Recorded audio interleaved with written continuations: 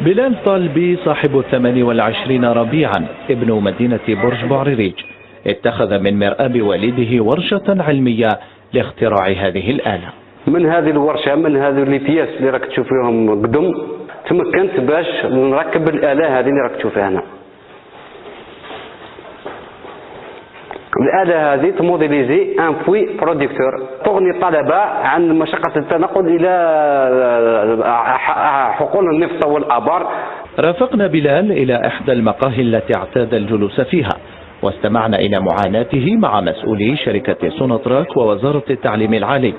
وبكل روح وطنية فضل بلال البقاء في الجزائر، لكنه أصيب بخيبة أمل كبيرة. عرضت علي شركات أجنبية باش يتبناو المشروع تاعي وأنا رفضت. كنت مثل الجزائر، اخترت سوناتراك قلت بلاد فينالمون مكون فيما يخص الدراسات.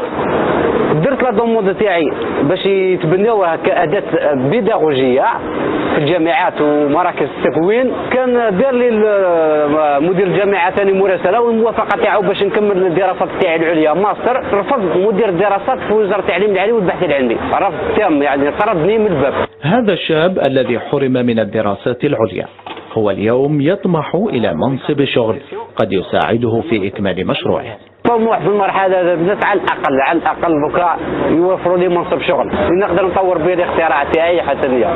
وبالنسبة للدراسات راهم يقولوا الدراسات تاعي العليا قال لك نكملوا لكم ليسونس في الجامعة تاع ورقلة، راني نستنى مازال ما كون. تركنا بلال غارقا في أحلامه، وكل عزائه أن تجد دعوة الوزير الأول للاهتمام بالاختصاصات العلمية طريقا إلى ورشته الصغيرة.